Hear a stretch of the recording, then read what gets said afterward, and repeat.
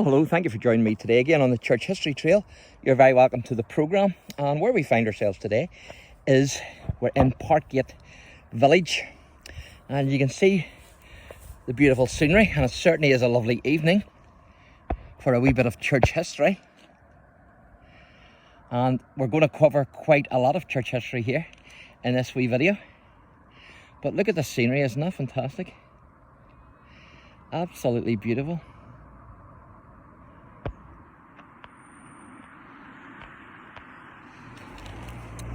Now, where we're heading is we're actually heading up to First Donegore Presbyterian Church in PARKGATE, and that church was actually, the minister there was actually the Reverend Henry Cook. And of course, Henry Cook was born in 1788, and his roots actually go back to a family of Puritan settlers in County Down who came from Devonshire. Now, he was a Presbyterian minister and a Unionist politician, and the events of the 1798 rebellion certainly influenced his political principles. Now, as a Presbyterian minister, he was also opposed to the Arian party in the Presbyterian Church, which actually led to theological debates with the Reverend Henry Cook and the Reverend Henry Montgomery. And of course, Henry Montgomery was of the Murray Presbyterian Church. And so these debates occurred in the late 1820s. And I have done a video of the grave of the Reverend Henry Montgomery in Donegore, and I've also done a video of the church of Henry Cook in Killalay, so you can check those out. And as you can see there, it says "Welcome to PARKGATE." Now, in the video that I done on Henry Cook and his church in Killalay, it was more the theological issues that surrounded him that I wanted to talk about. But in this video concerning this church here in the First Presbyterian of Donegore, I'm going to talk a wee bit about his political career. Because not only was he a clergyman, of course, but he was also very much into politics. And in the autumn of 1840, it was announced that Daniel O'Connell, who had launched a new movement to secure repeal of the Act of Union, had been invited to Belfast by a Roman Catholic and nationalist newspaper called The Vindicator. Now, while many Ulster Protestants, especially Presbyterians, had supported O'Connell's campaign for Catholic emancipation, there certainly was no support for the repeal movement amongst these same Ulster Presbyterians. And O'Connell accepted the invitation, and so the Reverend Henry Cook challenged Daniel O'Connell to a debate. And on the 9th of January 1841 in Dublin, O'Connell dismissed the challenge of, as he put it, Bully Cook, the cock of the north, insisting that Cook could not be taken seriously. And this led, of course, to the charge that the repealer has been repulsed. And so under the Union, Belfast had actually enjoyed economic success. And so this led Cook to make the challenge that look at Belfast and be a repealer if you can.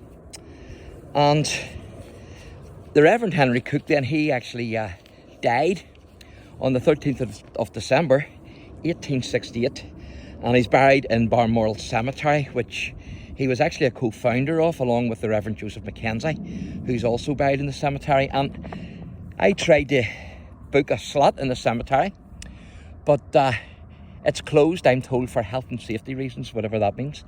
But certainly we're not allowed in, and I asked how long would it be, and they don't know. So don't know what's happening there, but unfortunately we can't get in. It's a fantastic cemetery. Not only is the Reverend Henry Cook buried there, but also the Reverend Roaring Hannah, Hugh Hannah, is also buried there as well. But not to worry. What you can see here is actually wild blackberries. And I can remember when we were kids, walking out in the countryside where we lived, picking the blackberries, and my mum would have said, tell us, watch it, there's no wee grubs in them. And so we were before we wouldn't swallow them whole, we opened them to see if there's any grubs in them, because we didn't want to swallow the wee grubs.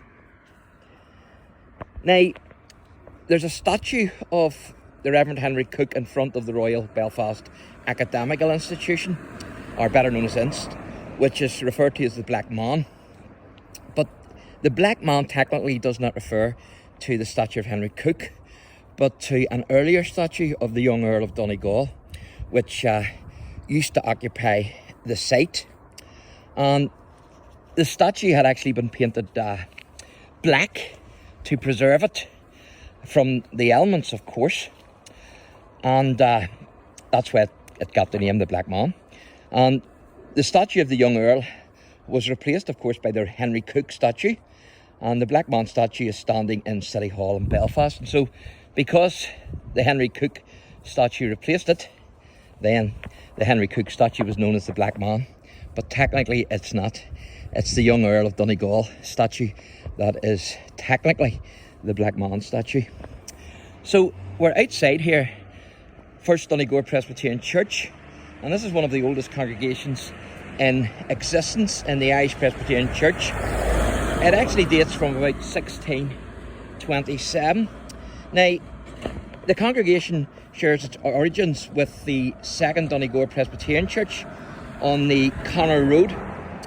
And that was, they were together before the split.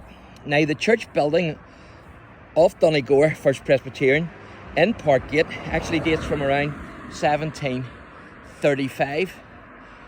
It's a very significant building. It's a lovely wee building. It's not a very big church, but it certainly is a nice building. And the village of Parkgate actually gets its name because it was actually an entrance to a great park set aside for hunting by Sir Arthur Chichester of Carrickfergus, and that was in the early 1600s. And so I'm going to show you this wee view again because it's absolutely lovely.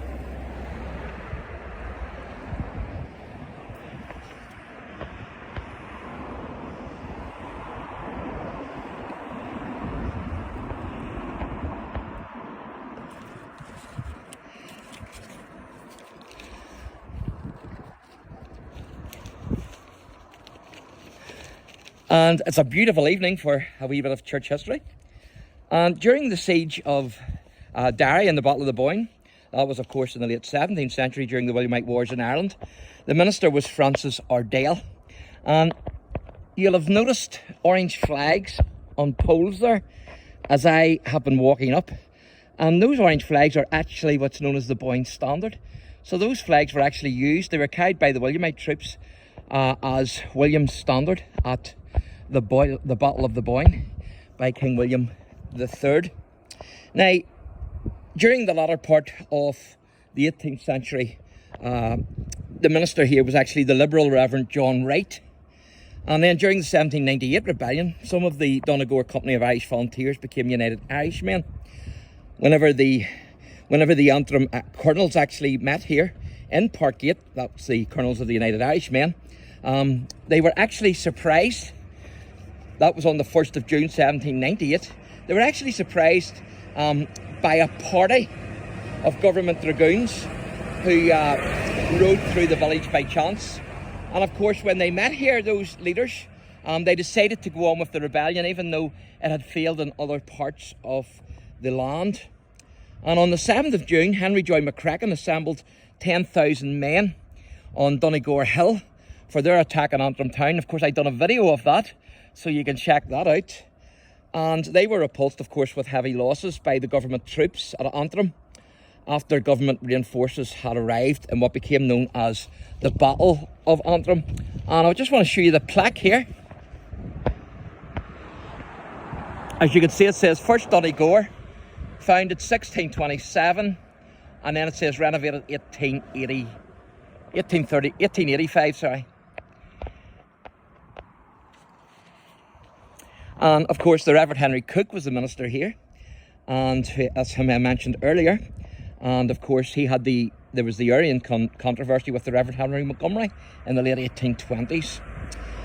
And there's another gentleman I want to mention here, because this church also has a connection with the first Prime Minister of Northern Ireland. And in 1927, the congregation celebrated their 300th anniversary with Vice Count Craigavon, who was the first Prime Minister of Northern Ireland, and that was James Craig. So a lot of history packed into this wee building here. There's no doubt about it. And so that certainly makes this wee building a beautiful wee building because of the history. So thanks for watching, and God bless.